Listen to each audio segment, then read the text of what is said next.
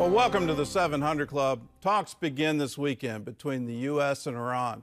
This could be Iran's last chance to avoid a military strike on its nuclear program. Leaders in Israel are concerned that Iran might drag out the talks and keep their program going. Julie Stahl brings us the story from Jerusalem. The U.S.-Iran nuclear talks begin this weekend as a new report warns Iran's nuclear threat has worsened significantly.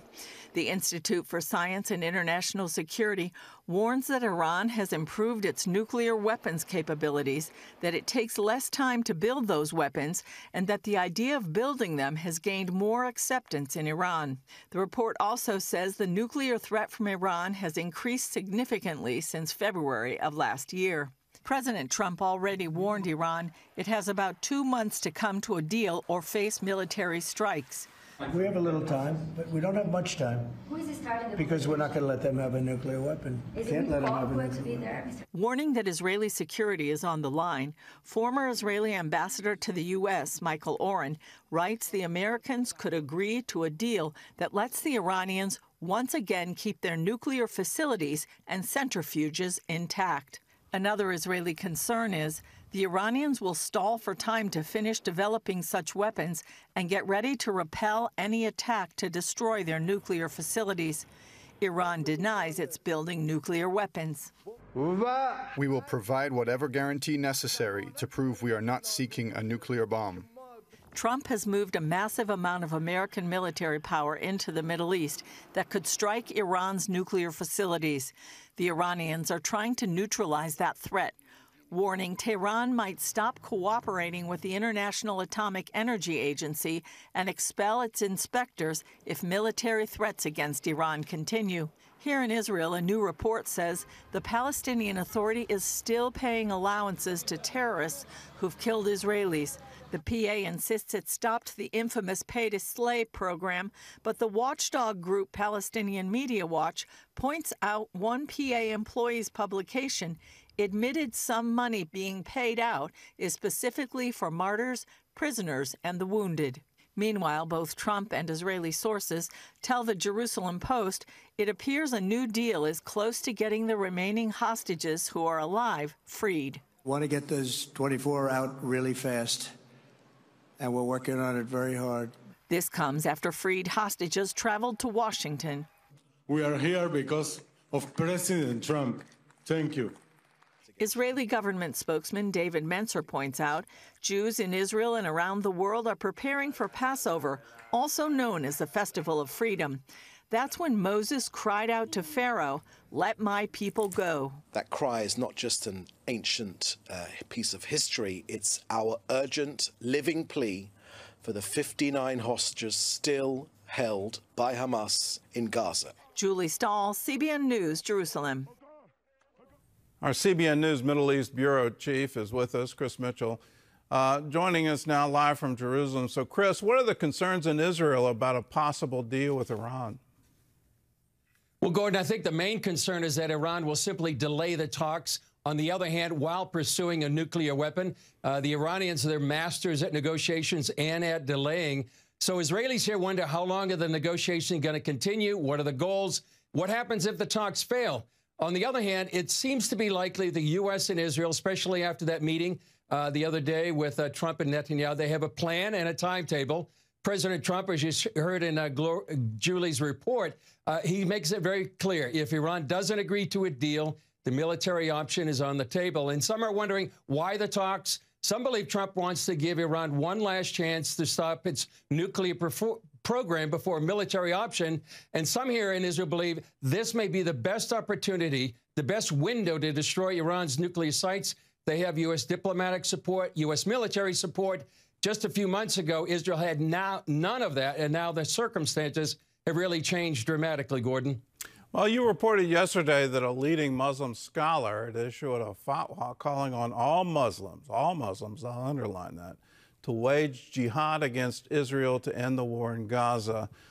Is this part of the Muslim Brotherhood? What's the source of this fatwa? Well, it's a Dr. Ali Karadagi. He called for the fatwa. 14 other scholars signed. the fatwa. They called for a global mobilization, politically, economically, and even military, to isolate Israel. They accuse Israel of a genocide in Gaza. But Egypt's Grand Mufti, he condemns this fatwa. He calls it irresponsible. It could inspire individual acts of terror. On the other hand, Gordon, I would say here in Israel, they're reminded of the line from the Passover Seder that they're going to be celebrating tomorrow night.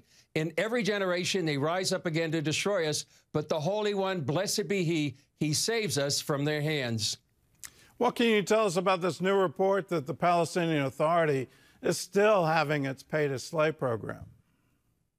Well, pay-to-slay continues, Gordon. I talked to Itamar Marcus of the Palestinian Media Watch earlier today. He's the one that monitors this for many years. He says they're still paying, quote, martyrs, prisoners, and the wounded, and the PA is just finding a way to hide the payments to terrorists and their families without being detected.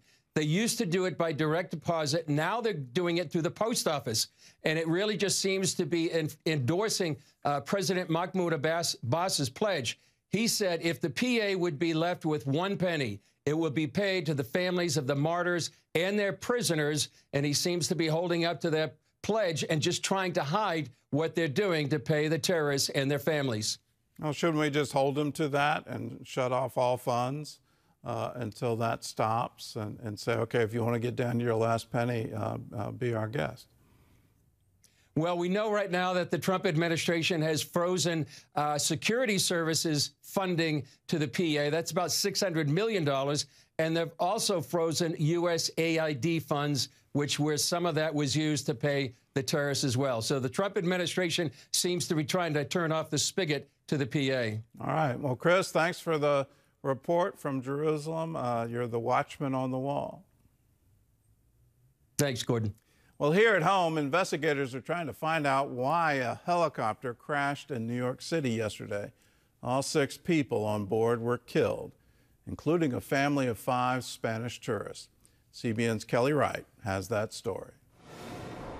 What began as a family trip to see New York City from the air in a helicopter turned into a deadly disaster when the sightseeing chopper broke apart in midair, plunging into the Hudson River upside down. Siemens executive Agustin Escobar, his wife and 3 children, along with the pilot, did not survive. From the ground, people could hear and see the last moments of the helicopter as it began its free fall. You just saw the plane started falling apart in midair, and then the tail came off, and then just flipped over in midair, started falling into the ground. Propellers still propelling without the plane helicopter as it was falling. And then I got video of it flipping into the water. First responders made a swift response to the crash site, hoping to rescue the victims, but they were unable to save any of them. New York City Mayor Eric Adams, at a news briefing, expressed remorse for the loss of the passengers and the pilot. Our hearts go out to the family of those who were on board and all 6 who were on board of the helicopter. It's almost reminiscence of the plane going down here on the Hudson River, but thank God we didn't lose any lives back then. It's still fresh and it's still new. The investigation is ongoing, and we have the entire family members, we're lifting them up in prayer. As that air tragedy unfolded in New York, another event occurred at Reagan National Airport in Washington, D.C. The wing of an American Airlines plane struck the wing of another American aircraft on a taxiway. One plane was heading to Charleston, South Carolina, when its wing struck the other plane en route to New York City. No passengers were hurt in that incident. 5 members of Congress were also aboard the flight to New York. In Washington, Kelly Wright, CBN News. Well, there's definitely a renewed call for air safety, particularly in our Washington, D.C. airport. It's not a time to cut back on any of the air traffic controllers. In New York, that company was under financial trouble for some time, had gone through a bankruptcy. In a previous accident, one of the shaft literally broke in a flight. In that incident, everyone escaped unharmed, but it turned out that the company had bought a helicopter from Chile, and the damage had been concealed, and all the inspections didn't show it. So is it a renewed call for safety inspections to make sure maintenance is being properly done? Absolutely. When you have a helicopter break up in midair, there's an obvious mechanical problem behind that, an obvious safety situation that should have been caught with proper maintenance.